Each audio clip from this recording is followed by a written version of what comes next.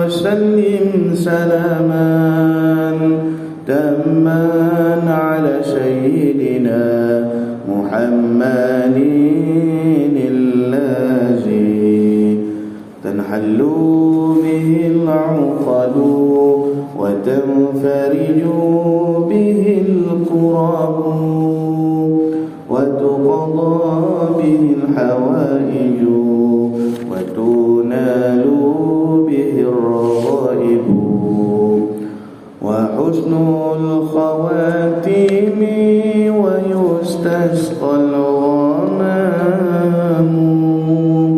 بوجهه الكريم وعلى آله وصحبه في كل لمحات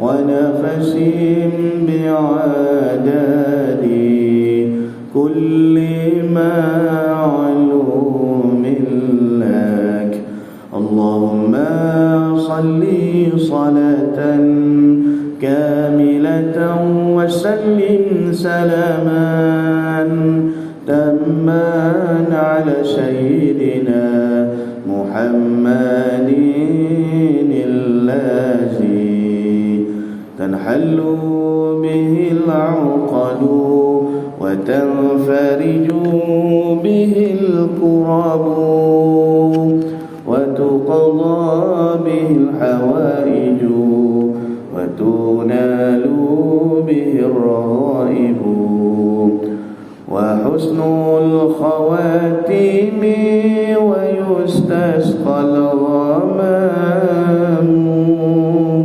بوجهه الكريم وعلى آله وصحبه في كل لمحات ونفس بعدد كل معلوم لك الحمد لله رب العالمين والصلاة والسلام على أشرف الأنبياء والمرسلين وعلى آله وصحبه أجمعين سبحانك لا علم لنا إلا ما علمتنا إنك أنت العليم الحكيم ولا حول ولا قوة إلا بالله العلي العظيم رب اشرح لي صدري ويسر لي أمري واحلل عقدة من لساني يفقه قولي وسدد لساني واهد قلبي بحق سيدنا وجدنا رسول الله صلى الله عليه وسلم يا أيها الذين آمنوا اصبروا وصابروا ورابطوا واتقوا الله لعلكم تفلحون اللهم أرنا الحق حقا وارزقنا اتباعه.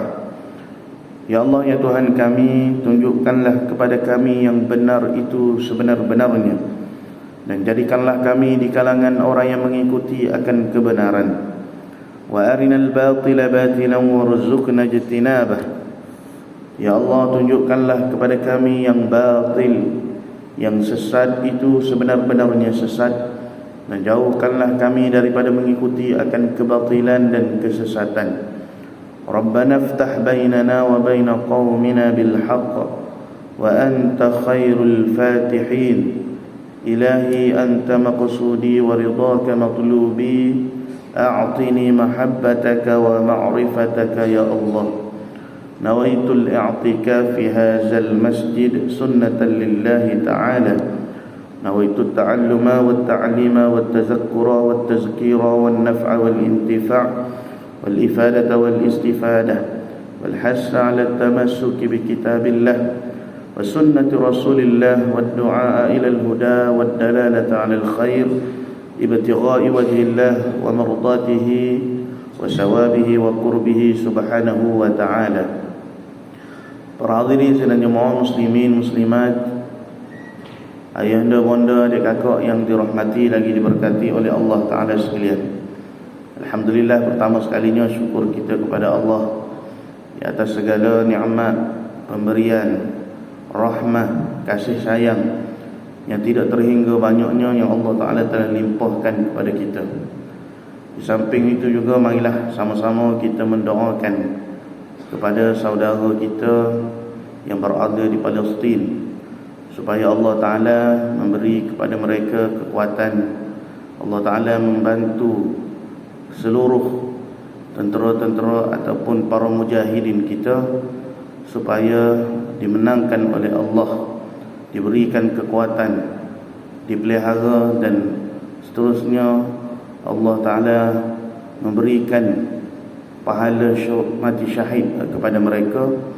Iaitulah pahala yang sangat tinggi di sisi Allah Ta'ala. Mudah-mudahan kita dapat mengambil roh yang sama di sini untuk sama-sama kita mendoakan kepada pejuang-pejuang agama kita di sana. Allahumma amin. Kita sambung pengajian kitab kita Penawar Bagi Hati, Syifaul Qulub, Dawaul Qulub, yang telah dihimpunkan oleh Syekh Abdul Qadir bin Abdul Muttalib Al-Indonesi Al-Mandili, Khuwaidib Talabatul Ilm Syarif Al-Haram Al-Makki. قال المؤلف رحمه الله تعالى ونفعنا بعلومه في دارين آمين يا رب العالمين. Diceritakan bahawa seorang Nabi adalah mengerjakan ibadat di atas bukit. Baik, jadi kita sambung perbahasan dalam kitab kita ni. Masih lagi pada membicarakan tentang sifat redha dengan qada dan qadar Allah. Jadi nak didik hati kita ni supaya dapat redha dengan segala ketentuan Allah, qada dan qadar Allah. Sama ada Allah Ta'ala beri kepada kita nikmat ataupun musibah, benda yang kita tidak inginkan. Kesimpulan yang kita boleh sebutkan seperti yang kita bicarakan pada minggu yang lepas. Yang pertama, hendaklah kita memandang bahawa setiap sesuatu yang Allah Ta'ala takdirkan ke atas diri kita, Allah Ta'ala timpa ke atas diri kita, musibah dan sebagainya, samalah keadaan yang berlaku kepada saudara-saudara kita yang berada di Palestin. Jadi ada setengah orang dia kata, mana keadilan Allah? Kenapa saudara-saudara kita di sana ditindas, dizalimi, dibunuh, dikhianati, dicederakan dan sebagainya? Maka perlu kita faham ada rahsia yang tersembunyi, ada hikmah dia kenapa Allah takdirkan kepada saudara-saudara kita yang berada di sana itu dengan keadaan yang demikian. Kerana antara hikmah yang kita boleh dapat, mereka dijanjikan oleh Allah dengan mati syahid. Pahala syuhada, pahala mati syahid itu lebih besar, tanpa dihisab di dalam kubur, terus dimasukkan oleh Allah ke dalam syurganya. Bahkan mereka itu jasadnya itu lebih wangi daripada kasturi. Ini disebutkan oleh beberapa hadis sallallahu alaihi wasallam. Jadi memang dari satu sudut kita kata mereka dizalimi, tapi ada ganjaran yang lebih besar yang Allah Ta'ala janjikan kepada mereka. Dan yang kedua, apalagi hikmah yang kita boleh dapat, itulah penzahiran daripada segala janji-janji Allah. Allah janjikan keadaan akan berlaku di akhir zaman, maka Allah zahirkan segala janji-janjinya. Allah Ta'ala jadikan, Allah Ta'ala berlaku, Allah Ta'ala perbuat perkara tersebut. Bahkan di akhir zaman ini, tanda-tandanya itulah di antara salah satu daripada tanda akhir zaman, tanda-tanda zuhurul mahdi, tanda-tanda kedatangan Nabi, kedatangan zuhurul mahdi, turunnya Nabi Isa alaihissalam, dan juga zuhurnya Dajjal. Itu tanda-tandanya. Jadi Allah Ta'ala nak cerita kepada kita, orang Yahudi, pokok Israel, pokok Yahudi itu sebenarnya mereka sedang menggali kubur mereka sendiri. Dan itu yang akan berlaku seperti mana yang disebutkan oleh Allah Ta'ala dan juga apa yang dikhabarkan oleh Nabi kita Muhammad sallallahu alaihi wasallam. Baik, maka nak supaya kita ni redha kepada setiap musibah dan takdir yang Allah Ta'ala tentukan kepada kita, pertama mesti kita pandai ada hikmah yang disembunyikan oleh Allah, yang mana kita tidak tahu apakah hikmah tersebut. Kemudian yang kedua, bagaimana nak didik hati kita ni supaya kita ni redha dengan ketetapan, ketentuan, takdir yang Allah Ta'ala takkan kat diri kita. Kita mesti ingat setiap apa yang Allah tarik ataupun Allah hilangkan daripada nikmat-nikmat hak kita miliki, maka di sana banyak lagi nikmat ataupun anugerah yang Allah Ta'ala beri kepada kita.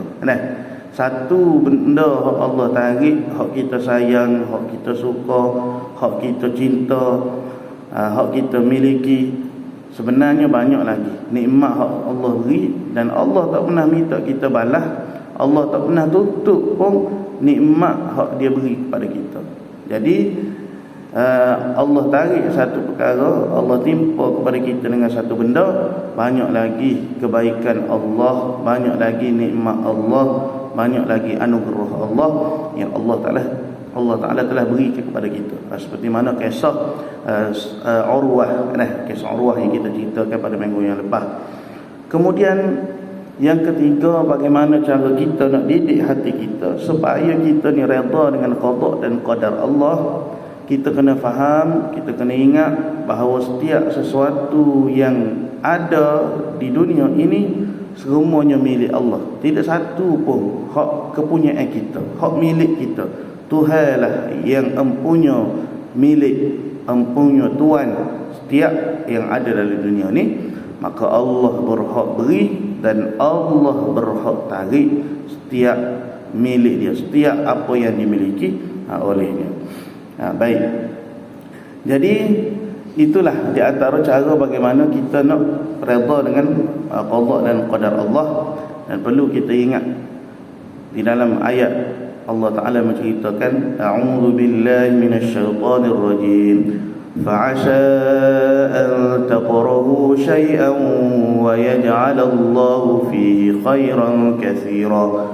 Boleh jadi kamu benci kepada sesuatu, sedangkan Allah Ta'ala hendak menjadikan pada apa yang kamu benci itu kebaikan yang sangat banyak. Itu memang jelas lah. Seperti mana apa yang berlaku kepada Nabi Musa alaihissalam terhadap Nabi Khidir alaihissalam. Begitu juga apa yang berlaku kepada tiap-tiap yang Allah Ta'ala cerita kepada kita. Baik, kita masuk cerita yang seterusnya. Apa yang musannif nak khabarkan kepada kita, diceritakan bahawa, maknanya diriwayatkan bahawa seorang Nabi, Nabi di sini adalah Nabi Musa alaihissalam. Nabi Musa alaihissalam. Jadi Nabi Musa lagi lah, Nabi Khidir dengan Nabi Musa juga sebelum ni. Diceritakan seorang Nabi mengerjakan ibadat di atas bukit. Satu ketika Nabi Musa alaihissalam ni dia melakukan ibadat di atas bukit, dan ada mata air hampir daripadanya. Ada sebuah mata air yang berdekatan dengan bukit tersebut. Maka lalu seorang yang menunggang kuda, maka marilah satu orang laki-laki yang menunggang kuda dengan mata air tersebut, iaitu mari menghampiri mata air tersebut. Maka minum, yakni lalu meminum ia penunggang kuda tadi akan air berdekatan dengan Nabi Musa itulah. Dan lupa ia lelaki penunggang kuda tadi itu akan kendinya. Dia ada bawa kendi, ataupun kita kata dompet, duit lah, yang ada di dalamnya, di dalam kendi itu 1000 uang emas 1000 dinar. 1000 dinar hak ada dalam kendi tersebut. Jadi dia tak teringat, dia mari berhenti minum air, kemudian dia terus berlalu pergi, tak teringat kata kendi, tak teringat kata dompet hak dia bawa tadi. Dalam dompet itu ada 1000 wang emas, 1000 dinar, 1000 dinar emas. Kemudian datang orang yang lain, maka mengambil ia orang yang lain akan kendi itu. Jadi marilah satu orang tidak diketahui namanya lah, mari itu dia pergi ambil kendi hak berisi 1000 dinar tadi. Kemudian datang seorang yang miskin. Jadi datang setelah mana lelaki tadi berlalu, lelaki yang kedua ni berlalu, lelaki pertama tu yang menunggang kuda, maka marilah satu orang miskin yang memikul kayu api. Lelaki yang ketiga lah ni, mari untuk pergi minum air di tempat mata air tadi. Maka minum ia orang miskin ataupun ia lelaki yang memikul kayu tadi itu, dan berbaring ia lelaki yang memikul kayu tadi kerana mengambil kesenangan, yakni berehat dah. Dia pun mari lelaki yang kedua ni, mari lelaki yang ketiga, mari minum air. Selesai daripada minum air, dia pun berbaringlah di sisi ataupun di kawasan yang berdekatan dengan mata air tadi, berehat seketika, mengambil kesenangan. Di mana dia berehat, maka kembali orang yang menunggang kuda itu. Jadi orang yang tunggang kuda tadi pun baru berasa, baru teringat hak dia ni tinggal kendi hak berisi dinar, emas dinar tadi. Dia kata sudah tinggal. Jadi keliklah semula dia di tempat mata air tadi. Mata air ni kita kata apa, perigi lah. Maka kelik semula, patah balik orang yang menunggang, lelaki yang menunggang kuda tadi itu. Kembali orang yang menunggang kuda itu, maka tiada melihat ia orang yang menunggang kuda akan kendinya. Bila kelik semula dia tengok tak ada dah, hilang dah kendi dia hak berisi wang emas tadi. Bila dia cari-cari tak jumpa, dia dapati kendi emas, kendi yang berisi wang emas dia tadi itu telah hilang. Maka apa dia buat?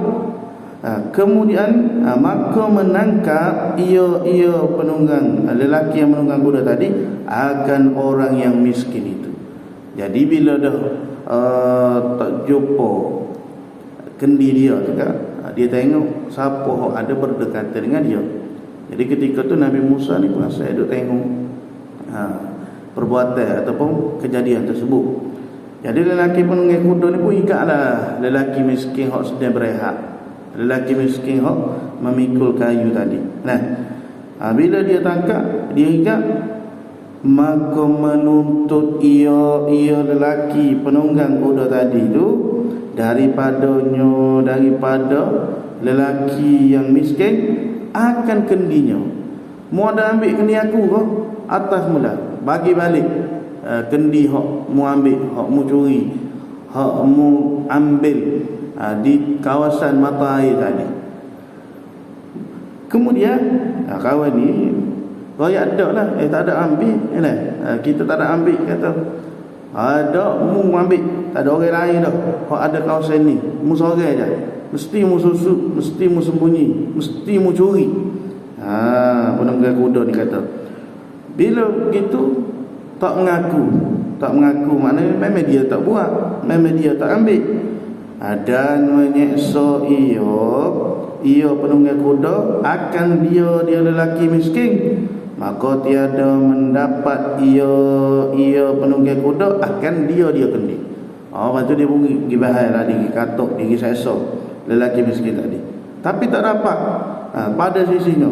Akhir sekali ke apa, bila kahwin ni, yang ni lelaki miskin tadi ni tak mengaku, tak sebui juga kendi yang dimiliki oleh penunggang kuda tadi tu, maka membunuh ia penunggang kuda akan dia lelaki yang miskin tadi. Bila begitu, akhir sekali dia pun bunuh. Bunuh lelaki yang miskin. Padahal lelaki yang miskin tadi itu tidak bersalah. Bukan dia yang buat, bukan dia yang ambil, bukan dia yang curi. Dia dituduh, dia difitnah. Akhirnya suk-suk dia dibunuh oleh penunggang lelaki, penunggang kuda, lelaki yang menunggang kuda tadi. Maka bersembah oleh Nabi. Jadi bila begitu Nabi pun tanyalah kepada Allah. Nabi Musa ditanya kepada Allah, wahai Tuhanku, apakah ini? Gapa dia ni? Bila melihat peristiwa, bila melihat keadaan tersebut, Nabi pun bermunajat, Nabi pun bertanya kepada Allah, wahai Tuhanku, apakah hakikat semua ini? Gapa dia hikmah ni, apa benda ni berlaku? Apa perkara ni engkau izinkan berlaku? Yang mengambil kendi itu orang yang zalim. Yang mengambil kendi itu orang zalim yang lain, orang yang mencuri, orang yang kedua tadi. Dan engkau keraskan akan ini orang ini yang zalim atas orang miskin ini, hingga membunuh ia penunggang kuda akan dia lelaki yang miskin. Jadi orang miskin ni tak bersalah. Tiba-tiba kenapa dia dibunuh, dia diseksa, sedangkan hak mencuri itu terlepas. Hak mencuri itulah hak zalim. Hak mencuri itulah yang bersalah. Akhirnya penunggang kuda tadi itu mengasari sehingga membunuh lelaki yang miskin. Jadi apa jawapan Allah? Maka berfirman Allah Ta'ala bagi Nabi itu, berbimbang olehmu dengan ibadahmu. Jadi hendaklah engkau bimbang dengan soal ibadahmu, soal ketaatanmu, soal dirimu dengan Tuhanmu. Maka bukan kerjaan engkau mengetahui rahsia kerajaan Allah. Bukanlah urusanmu untuk mengetahui rahsia kerajaan Allah. Kenapa benda tu berlaku? Kenapa, apa hikmah di sebalik perkara tersebut? Bukan urusanmu untuk kita petikar apa jadi lagu ni, apa Allah Ta'ala takdir gini, apa Allah berlaku gini. Macam kita kata apa yang berlaku kepada sahabat-sahabat kita, saudara-saudara kita di negara Palestin sana. Kenapa Allah Ta'ala buat demikian? Kenapa berlaku peperangan? Bila nak berlaku keamanan? Jangan kita mempersoalkan perkara yang telah Allah Ta'ala tentukan. Tapi bimbanglah soal bagaimana kita berinteraksi ataupun apa tanggungjawab kita. Adakah kita mendoakan keamanan? Adakah kita meminta kepada Allah kepada saudara-saudara kita, ataupun kita memberi bantuan dari sudut apa sahajalah kita boleh beri, sekurang-kurangnya doa kita kata. Sebab kita tidak akan ditanya oleh Allah kenapa tak mempersoalkan apa yang berlaku, tetapi kita akan ditanya oleh Allah, apakah yang engkau lakukan kepada saudara-saudaramu apabila engkau mengetahui mereka dizalimi, mereka diseksa. Jadi tanggungjawab kitanya, kita tolong dia, tolong mereka sekurang-kurangnya melalui doa. Kalau mampu melalui tenaga, ya, hulurkanlah tenaga kita. Kalau mampu melalui wang ringgit, hulurkanlah wang ringgit kita. Apa sahaja bantuan, sekurang-kurangnya doa untuk mereka. Hikmah kepada dia yang Allah Ta'ala nak tunjuk pada kita tu, yang tu kita tidak ditanya oleh Allah. Sebab itu adalah urusan kerajaan Allah, rahsia yang Allah Ta'ala sembunyikan kepada kita. Sama macam keadaan yang berlaku kepada lelaki miskin tadi yang dibunuh oleh orang yang zalim, penunggang kuda yang zalim tadi. Lalu bahawasanya, lalu Allah Ta'ala pun ceritalah, Allah Ta'ala pun beritahu kepada dia hikmah yang berlaku di sebalik cerita yang dilihat ataupun peristiwa yang dilihat oleh Nabi Musa alaihissalam tadi, bahawasanya orang miskin itu, jadi lelaki miskin yang dibunuh, yang dituduh mencuri tadi itu adalah ia dahulu membunuh akan bapa yang menunggang kuda itu. Jadi dulu lelaki hak miskin hak dibunuh tadi ni, dia pernah bunuh bapa kepada penunggang kuda ini.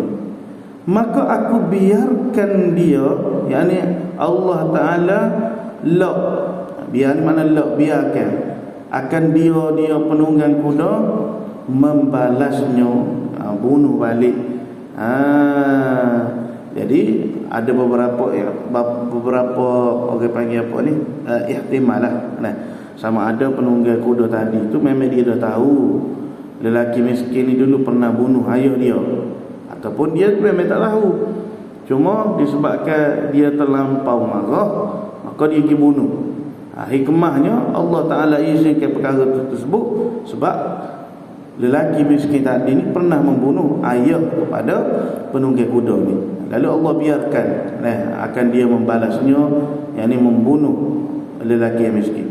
Dan bahawasanya bapa bagi yang menunggang kuda itu, ayah kepada menunggang kuda itu adalah ia bapa kepada penunggang kuda ni yang telah dibunuh oleh lelaki yang miskin tadi, dahulunya mengambil 1,000 uang emas daripada harta, dahulunya mengambil 1,000 uang emas daripada harta yang mengambil akan dia kendi. Jadi ayah kepada penunggang kuda ni pernah mencuri, pernah mengambil hak kepada lelaki yang kedua tadi. Dia pernah ambil 1,000 uang emas, 1,000 dinar emas. Maka aku pulangkan akan dia 1,000 uang emas. Jadi Allah Ta'ala hatta semula, Allah Ta'ala balas balik.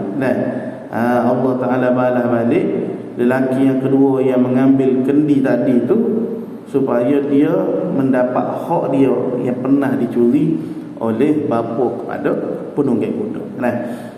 Kemudian ada setengah riwayat lain, antara munajat Nabi Musa alaihissalam kepada Allah di Bukit Tur Sina, ini cerita lebih terperinci, iaitulah Nabi Musa meminta kepada Allah, ya Allah, tunjukkanlah keadilanmu kepadaku. Jadi Nabi Musa satu ketika sewaktu dia bermunajat di Bukit Tur Sina, dia minta dengan Allah supaya Allah tunjukkan kepada beliau, kepada dirinya akan keadilan Allah. Sebab tu macam kita sebutlah, setiap benda yang berlaku ni yang Allah Ta'ala takdir kepada kita ataupun yang Allah Ta'ala tunjuk kepada kita, semua tu tidak terlepas daripada segala nama-nama Allah. Allah berlaku tu sebagai tajalli. Allah nak zahirkan nama-nama dia, sifat-sifat dia, pemurah, sifat-sifat dia pemaaf, sifat-sifat dia yang memberi rezeki, sifat-sifat dia yang mengatur al-bari, sifat-sifat dia yang memperupakan musawwir, yang menunjukkan keadilan. Jadi bila Allah nak tunjukkan keadilan dia, jadi Allah tunjuk kepada kita sesuatu perkara, sesuatu peristiwa yang berlaku, supaya kita dapat lihat itulah keadilan Allah. Sama juga, sama ada di pihak kita nak memandang setiap perkara yang berlaku, perlu kita ingat, macam kita kata, kita duk minta dengan Allah doa tentang hajat kita, supaya Allah sembuhkan. Tak kira lah Allah panjangkan umur, mak kita ke, ayah kita ke, saudara kita ke, kita diuji oleh Allah dengan suatu musibah, satu ujian. Mungkin anak kita sakit, anak kita dilahirkan dalam keadaan yang tidak sempurna, na'udzubillah, mana kita minta jauh daripada takdir tersebut. Ini contoh sahaja. Kalau berlaku pada diri kita, kita pun minta lah dengan Allah, kan? Tapi Allah tak beri benda seperti mana kehendak hati kita, kan? Jadi akhirnya perlu kita ingat, selain daripada Allah tu sifatnya qadiyal hajat, yang mengabulkan hajat kita, maka di sana ada juga sifat-sifat Allah yang lain, kan? Allah nak menzahirkan keadilan dia, boleh jadi. Allah nak menzahirkan hikmah yang lain. Sama ada mungkin ada hak-hak yang kita tak tunaikan lagi, yang menyebabkan doa kita tu terhijab, doa kita tu tidak diangkat oleh Allah. Banyaklah, banyak benda, kan? Jadi jangan kita ingat ataupun kita terhadkan setiap sesuatu perkara tu mesti Allah kena buat gini, mesti Allah kena berlaku gini. Tak. Sebab Allah itu Maha agung, Maha luas, Maha kaya dan sebagainya lah yang kita sebut. 99 nama dia yang Allah Ta'ala sebut tu, walillahil asma'ul husna fad'uhu biha. Maka setiap 99 nama tu, Ar-Rahman, Ar-Rahim, Al-Malik, Al-Quddus, As-Salam, Al-Mu'min, Al-Muhaimin, Al-Aziz, Al-Jabbar, Al-Mutakabbir, dipanggil apa tu? Sifatul af'al, sifat-sifat daripada perbuatan-perbuatan Allah. Jadi bila Allah Ta'ala nak zahirkan nama-nama dia tu, Allah pelakulah gini, Allah pelakulah gitu, Allah pelakulah semikian. Yang mana kita sendiri pun kadang-kadang kita tidak jangka, kita tak tahu apa perkara tersebut. Baik, jadi bila Nabi Musa AS minta kepada Allah supaya Allah tunjukkan keadilan Allah kepada Nabi Musa, maka Allah pun berfirman kepada Nabi Musa, jika aku menampakkan keadilanku kepadamu, engkau tidak akan dapat bersabar dan akan tergesa-gesa menyalahkan aku. Maka apa kata Nabi Musa AS? Dengan taufik daripadamu ya Allah, aku akan dapat bersabar, menerima dan menyaksikan keadilan. Ini sama seperti mana kisah Nabi Musa dengan Nabi Khidir AS juga. Maka Allah Ta'ala pun berfirman, pergilah engkau ke tempat yang ada mata air, bersembunyilah di tempat tersebut dan saksikanlah apa yang terjadi. Jadi Nabi Musa pun pergilah di tempat yang diperintahkan oleh Allah, di tempat ada mata air tadi. Nabi Musa naik ke atas bukit dan bersembunyi sambil memerhatikan sesuatu yang dijanjikan Allah. Tidak lama kemudian datang seorang penunggang kuda. Dia turun dari kudanya, berwudu dan meminum air dari mata air tersebut. Kemudian dia meletakkan satu karung, atau kita kata tadi kendi tadi, yang berisi 1000 dinar di tepinya. Selesai sembahyang, dia pergi dengan terburu-buru sehingga terlupa akan karungnya. Tidak lama selepas itu datang seorang anak kecil.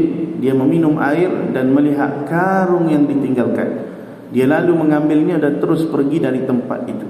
Setelah itu datang pula seorang lelaki buta. Dia minum dan berwudu, lalu bersembahyang. Selesai menunaikan sembahyang dan bersiap hendak pergi, tiba-tiba lelaki penunggang kuda tadi datang kembali. Dia berkata kepada lelaki buta, kamu telah mengambil karungku yang berisi 1000 dinar di sini. Lelaki buta terkejut dan berkata, bagaimana aku boleh mengambil karung tersebut sedangkan aku tidak boleh melihat?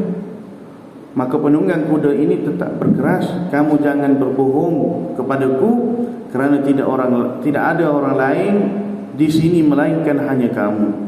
Maka lelaki buta tadi menjawab, betul, hanya aku di sini, tetapi kamu sendiri tahu aku ini buta dan tidak boleh melihat. Penunggang kuda tadi menaikkan suaranya, mengambil karung itu tidak semestinya dengan mata, tangan pun boleh melakukannya. Jadi dia desak juga lelaki yang buta tadi. Oleh kerana terlalu marah, dia membunuh lelaki buta tersebut. Setelah itu dia cuba mencari-cari karung pada badan lelaki buta, tetapi tidak menjumpainya. Dia kemudian berlalu dan meninggalkan mayat lelaki buta berkeseorangan. Setelah melihat kejadian itu, Nabi Musa alaihissalam pun berkata, "Ya Allah, memang benar katamu. Ia benar-benar menguji kesabaranku. Namun aku yakin sesungguhnya engkau maha adil." Jadi bila berlaku begitu, mana keadilan Allah? Hati ini akan mempersoalkan perkara tersebut. Jadi Nabi Musa kata, aku tak bersabar. Ni adalah ujian kepada aku. Sesungguhnya engkau Tuhan sungguhnya sangat adil, maha mengetahui, maha bijaksana. Jadi macam kita sebutlah, setiap sesuatu yang berlaku itu muafakat antara qudrah, iradah dan ilmu Allah. Allah takdir kepada kita satu benda, itu kehendak Allah. Dan kehendak Allah Ta'ala itu mengikut ilmu dia. Dan tidak Allah Ta'ala takdir ke satu-satu benda, melainkan Allah tahu. Allah buat dengan keadilan dia, bukan Allah buat dengan kejahilannya dan bukan dengan kezalimannya. Kerana Allah tidak pernah menzalimi sesuatu kaum, sesuatu ataupun hamba-hambanya. Tidak lama kemudian malaikat Jibril datang berkata, Allah telah memerintahkan aku agar menyampaikan penjelasannya kepadamu. Dia mengatakan bahawa dialah yang maha mengetahui perkara-perkara ghaib yang engkau tidak ketahui. Dia menyebutkan bahawa anak kecil yang mengambil karung berisi dinar adalah mengambil kembali haknya. Dahulu ayahnya pernah bekerja dengan lelaki penunggang kuda tersebut, tetapi dia tidak dibayar gajinya. Jumlah gaji yang harus dibayar kepadanya adalah sejumlah dinar yang di dalam karung tersebut. Lelaki buta yang dibunuh tadi sebenarnya adalah pembunuh ayah kepada anak kecil tersebut sebelum dia buta mata. Jadi kisah ini disebutkan juga, kisah ini ada disebutkan oleh Al-Imam Al-Ghazali rahimahullahu ta'ala. Kisah ini lalu diambil oleh pengarang kita lah, Syekh Abdul Qadir Al-Mandili, dan diceritakan di dalam kitab beliau. Baik. Jadi ada sedikit faedah lah ucapan yang diulang-ulang supaya Rasulullah supaya diberikan oleh Allah keredaannya. Seperti mana dalam satu hadis Rasulullah sallallahu alaihi wasallam menyebutkan, "Ma min 'abdin muslimin yaqulu hina yusbihu wa hina yumsi salasa marrat raditu billahi rabba wa bil islam dina wa bi Muhammadin nabiyya illa kana haqqan 'ala Allah an yurdiyahu yaumal qiyamah." Tidaklah seseorang hamba yang muslim membaca ketika pagi dan petang sebanyak 3 kali. Apakah perkataan tersebut? Raditu billahi rabba wa bil islami dina wa bi Muhammadin nabiyya. Baca 3 kali. Illa kana haqqan 'ala Allah an yurdiyahu yaumal qiyamah. Melainkan dia akan menerima ataupun berhaklah Allah untuk meredainya pada hari kiamat. Hari riwayat Imam Ahmad. Jadi macam kita sebut dululah, untuk kita tanda kita ni mendapat keredaan Allah, maka kita kena reda dengan Allah. Kalau kita tu banyak bangkangan, banyak pertikaian, banyak orang panggil apa, mempersoalkan setiap yang Allah Ta'ala lakukan kepada kita, maka bagaimana kita ni nak mendapat keredaan Allah. Sebab itulah ada satu kisah bagaimana tak silapnya Sufyan As-Sawri. Sufyan As-Sawri ni dia bertemu dengan Rabi'atul Adawiyah. Lalu Sufyan As-Sawri ni dia kata kepada Rabi'atul Adawiyah, "Wahai Tuhanku, redalah kepadaku." Maka bila dia menyebutkan perkara tersebut di hadapan Rabi'atul Adawiyah, apa kata Rabi'atul Adawiyah kepada Sufyan As-Sawri? "Bagaimana engkau engkau tak berasa malu kah minta dengan Allah supaya Allah redha kepadamu, sedangkan engkau sendiri tidak redha dengan Allah. Jadi mendengar perkataan tersebut tersentak, kita kata, hati Sufyan As-Sauri, lalu dia mengucapkan astagfirullah. Jadi tanda Allah nak redha kepada kita tu, mesti kita tu redha dengan setiap takdir, qada dan qadar yang Allah Ta'ala tetapkan kat tadi kita. Nah, kemudian kata pengarang kita, dan ketahui olehmu bahawasanya yang dituntut daripada hamba itu ibadah yang menghampirkan diri kepada Allah, yakni yang mendekatkan hati kita ni supaya ingat kepada Allah. Kepada dia kita dituntut oleh syarak suatu ibadat yang menyebabkan hati kita ni dekat kepada Allah. Dan tak kala adalah mengingatkan akan mati itu sebesar-besar suatu yang memberi manfaat pada ibadah. Jadi tak ada perkara menyebabkan hati kita ni berasa dekat dengan Allah, bahkan dialah suatu benda yang besar memberi manfaat terhadap ibadat kita, iaitulah mengingati mati. Maka kata pengarang kita, maka menyebut hamba, yakni musannif, akan dia mengingatkan akan mati di sini. Maka hamba berkata, maka pengarang kitab tersebutlah bab yang ke-10 pada menyatakan, yakni pada menguraikan ingat akan mati. Jadi ini sifat yang terakhir dalam kitab kita ni, sifat yang ke-10 daripada 10 sifat mahmudah. InsyaAllah mudah-mudahan khatamlah kitab kita ni. Kemudian kata pengarang kitab kita, ketahui olehmu bahawasanya ingat akan mati itu kelakuan yang dipuji lagi yang dituntut oleh syarak. Wallahu ta'ala alam wa ilmuhu